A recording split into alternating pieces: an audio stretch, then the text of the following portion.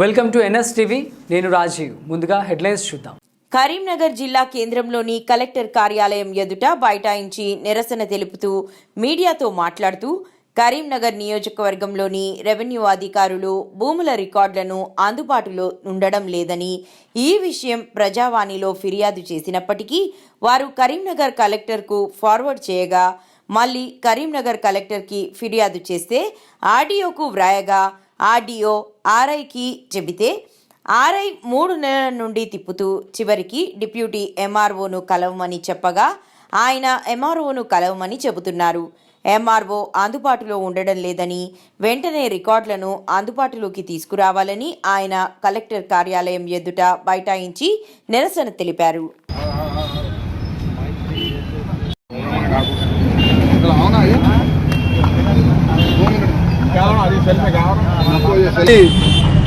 దేశానికే వెన్నుముక్క అని చెప్పి అన్నటువంటి ఉద్దేశంతో ఇలా రెవెన్యూ అధికారులు అందుబాటులో ఉంచడం లేదు.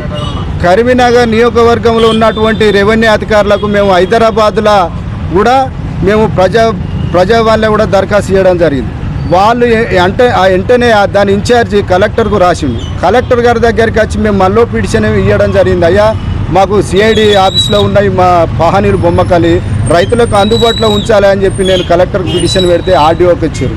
ఆర్డీఓ గారు ఒక 4 సార్లు ఫోన్ చేసిండు మా ఆర్ఐకి వాస్తవ్ గారికి. 3 నెలల నుంచి తింపుతా ఉండి ఇవాళ తెత్తా, రేపు తెత్తా, ఎల్లుండి తెత్తా అని చెప్పి. వాస్తవంగా మొన్న పోయి అడిగితే మా డిప్యూటీ ఎంఆర్ఓని ఒకసారి అడుగురి అని చెప్పంటే డిప్యూటీ ఎంఆర్ఓని అడిగితే మా ఎంఆర్ఓ గారిని అడుగురి అని చెప్పాడు. ఎంఆర్ఓ గారు చుట్టూ తిరుగుతూ ఉంటే ఆ ఎంఆర్ఓ దొరికేది లేదు, ఈ పానీలు వచ్చేది లేదు. అసలు దీన్ని ఈ పానీలు అనేటివి సిఐడి ఆఫీస్లో ఎందుకు ఉన్నాయి, ఎవరి కోసం ఉన్నాయి అంటే కొంత ఉన్నటువంటి ప్రజా నాయకుల దొంగతనానికి ఈ రెవెన్యూ అధికారులు వాళ్లకు సపోర్ట్ చేస్తున్నారు కనుక ఈ అధికారులు ఈ సిఐడి ఆఫీసర్లు దాడి చేయడం జరిగింది. దాడి చేసి అవిడిన అక్కడ సిఐడి ఆఫీస్లో ఉంచుకుంటా ఉంటే ఒక్క అధికారు దాని మీద స్పందన లేదు. అసలు రైతులను ఆదుకునేటువంటి పరిస్థితి లేకుండా పోయింది. ఈ కరీంనగర్ నియోజకవర్గం బొమ్మకల్ గ్రామంలో ఉన్నటువంటి పానీలు వెంటనే తెప్పియాలని చెప్పి మేము కోరుకుంటా ఉన్నాం.